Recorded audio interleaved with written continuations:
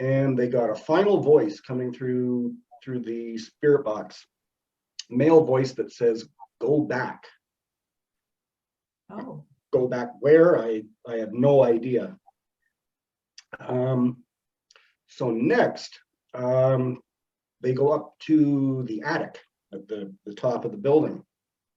And the attic is where these two highwaymen were supposedly hiding.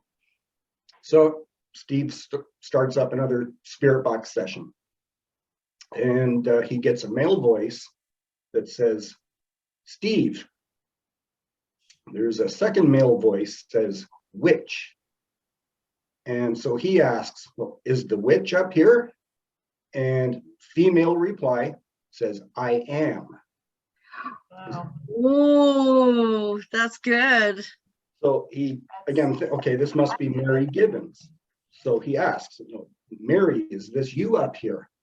And female voice comes through and says, "Could be." Oh, I like it. So, "Can you see us?" Male voice says, "Yes." Female voice says, "Beheaded." Oh. Now, I don't know if that is something related to the old history of that part of England where beheadings may have taken place way back in those ancient years. I don't know. Right. Interesting. So, what sorry, else go ahead. Fine. No, I was just going to say, so now he started, and just to note, because Rachel, you may be familiar with this, right? But I know that people living in North America don't get that. In the UK, what we would say is our main floor and then our first floor. In the UK, the first floor is the floor on the ground. And then your second floor is Correct. above. Yeah. Is that correct? Or that's correct. It's not zero. Whereas, yeah, like you don't say my living room's on the main floor. That's right. No, we don't. Yeah, you would say it's on the first floor. And yes, people would go, "Oh, so that must mean like the story above the main level, right?" But it's right. Yes, that's correct. So in the case of this Ian, then when he started out, do you know, was it actually the upper floor or the lower floor where these bedrooms were? The bedrooms are on the upper floor. Okay, so they're on the upper level. Okay. Which I think, Rachel, would that be considered the second level or the third level for us? If we were looking at this in England and you have this floor here, and then you have the floor above, how would you? Second level. Second level, okay. What I think, yeah. Mm-hmm. Okay. So the bedrooms are on this second level then? Yes. Yes. Yes. Okay. All right, great. All right, so but now they're up here, right? Now they're up in the attic space. They're up in the very top now in the attic. Okay. Good to know. Okay. All right. So Steve continues the communication session, and he asks again, "Is Mary here?" And a female voice says his name, "Steve." Wow. And he responds, "Oh, you know my name." Male voice says Steve as well. And he's like, "Well, hello, that's right. That's my name. What is your name?" And male voice comes through and says, "Richard." Oh, wow. Second male voice says, "Charles." And again, this could be Charles Lancery. Okay. Oh, okay. Yes. All right. Because his name was Charles Lancery. Interesting. Okay. Now, a female voice comes through and says the name Nell. Now, Nell is Steve's partner on the investigation team. Oh, wow. Okay. So there's that gives me goosebumps. That's crazy. The hair on my arms are standing up right now, just going over thinking this. about it. Yeah. Oh, yeah. That's because when we get that sort of one-on-one communication, and Rachel, I know you've had it, I've had it, it really sort of boosts everything up to another level, because it's no longer just us picking up on hearing voices or, sort of picking up on the environment, but we're actually Right. having, you know, some sense of, be it not a conversation, but intelligent interaction. right? Yes. So, It Yes, confirms indeed. things for me. It sort of solidifies things. It's great to have that backup. I mean, we hear things, we see things, but it's us, it's our personal experiences.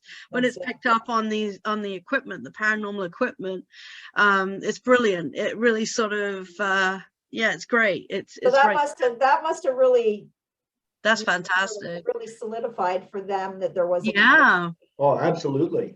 Absolutely. wow, that's cool. So, you know, they've had both of their names called out loud now. And so Steve, he turns to Nell and says, they know who we are. And right away, there's another voice comes through the spirit box that says, fact. Oh, I love it. That is cool. Yes. Yeah, as I say, I love using the spirit box, and I know many other investigators do as well. 'Cause you just can get so Mhm. much fantastic evidence through it. Yeah, Yeah. I find it really does help to solidify what I pick up. Now, here's a question, and I don't know whether you can answer it or not, but I'm always of the Rachel, maybe you might have an input on this too. When you said in the beginning, when they asked, you know, is there anybody here? And they get hello, and they have it in a child's voice, hello. And then we're sort of thinking about, you know, is it an ancient pagan burial? I'm kind of confused by that because they didn't say hello back then, right? It was a different language. It was Old English, or it was, Right. you know, a different dialect. And so maybe they would have said something like, hello Bido, or hello, Mhm. like it's really, Yeah. you know, they didn't say Yeah. hello. They would have Right. said, hail you thou, or hail thee, or be thou. Yeah. So And we've I'm always discussed that curious. before in Yeah, our conversations, haven't we, about here's spirits having different something. languages. And I was yeah, it would be kind of cool if that showed up on the spirit boxes in their accents. Yeah. For example, I went to a native reservation and had someone speak to me in you In their know, own language, yeah, which and has happened to I me. couldn't sort of, I could pronounce it how I heard it, how I was getting it, Mhm. but I couldn't decipher what was being said to me. It was lost Wow. on me, And I've but had it wasn't lost on the people that I said it to. Well, here's my question too, right? Yeah, Because we touched on this. So, you know, your friend had heard the child's voice say hello. yeah, Again, probably that is not how they would have spoken in their time at all. But here's a question to put out there in the ether. Can they adjust like we could in an environment where they're hearing this greeting all the time? So mhm, while maybe they didn't say hello in their time, right? Perhaps they were using Old English at the time and maybe would have said hail be you or how be you. Can they adapt? That really is a question, right? that's a Because great That's one question. of the That's a unknown, fantastic question. learn. yeah, that's Mm, just one of those unknown things that we're No, still seeking I'm the also answers thinking to. about that because yeah, for me, having, as Rachel said, we have had communication with people. I've had people speak to me in multiple languages that are not English. And in some cases, I've been very lucky to be able to, you know somebody who speaks that language. And so I will try to phonetically record what I hear and then ask if yeah, I can get an explanation for it. that's great. But does that show like intelligence? Like if there's Yeah, been enough paranormal investigations over the years that they consistently hear us saying, hello, who are you? What is your name? yeah, Because in all honesty, Old English and modern English, it's almost a different language. mhm, that's true. Right? So Yeah, I'm so curious about that right. because would we do better if we spoke Old English on these sites? Would we get more And intelligent. there was a difference between the uneducated and the educated. Someone from Oxford's going to speak, Oxford University is going to speak differently from someone, But the it's just the pheasant. time So it's, period, right? I mean, Old English, Shakespeare's written in Middle English, and people today have a really difficult time understanding what's going on. So you can imagine. particularly the humor. It seems like British humor is something that some people grasp and some people don't. Well, yeah. it's just in the dialect in general, because at the time that this inn was built in 1100, I mean, that's pretty nearly 1,000 years ago now, right? Our language has changed so much. So I'm really curious as to, communication levels, and is it that we're hearing it in the way that we would understand, or are they really speaking in modern English? I'm sort of curious about that. Yeah. I'd love to ask the Chillingham Castle guests that we had before Richard. Yes. But that's just it. So continue on with and tell us, sort of, because we are, doing a 30-minute show today, so we're condensing down. What was sort of their outcome here? Like, they had all of this great spirit box interaction. They had all of this interesting communication, which seems like intelligent communication. But what was their sort of conclusion? Like, was there something that your friend thought was the greatest moment of their investigation? Like, what really stood out for them? Or I would say because, as I say, I was not part of the investigation. I was actually part of the team. okay. I just never was involved in any of their investigations. Hmm. I was actually brought in to run their social media accounts. Oh, okay. Steve had Cool. zero patience for social media. He couldn't stand it. So he contacted me because he had seen some of my work, and he contacted me and asked me if I would join his team to run his social media. So Right. that was my involvement. But what do you think in this, just in your notes from Steve and what you have, was there something that stood out the most for them during that investigation? I think it was having both of their names called out. Mhm.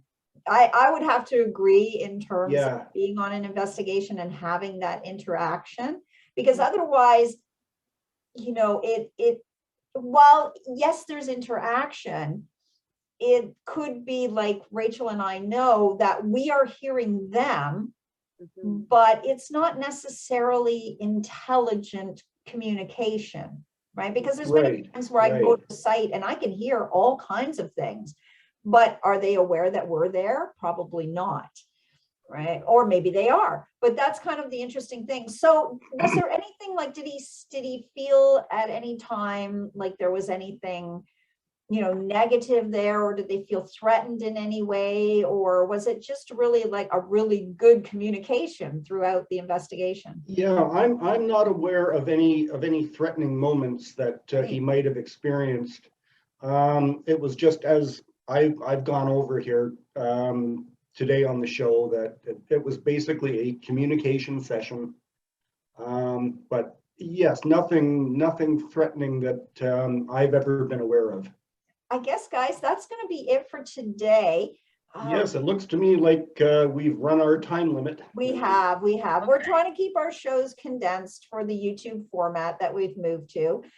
And that way we hope to encourage more people to watch and listen to it. And, but when we do have guests, we will always have at least a 60-minute format, because I think it's important that those people get to tell us all of their stories, right? Or their story or their experience.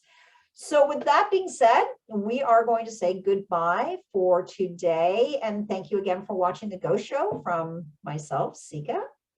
Bye-bye. Well, thanks for watching, everybody. Take care, everybody, and have a And safe as I always like to say and remind all of you, don't forget to subscribe to our YouTube channel and follow our Facebook page. yes, and our YouTube channel. Hopefully, YouTube's now rolling out actual monikers for your channels, so fingers crossed. And you can always visit us online at theghostshowonline.com and buy yourself a cool t-shirt. Take care, everyone. Bye bye, care, everybody. guys. Take Bye. care.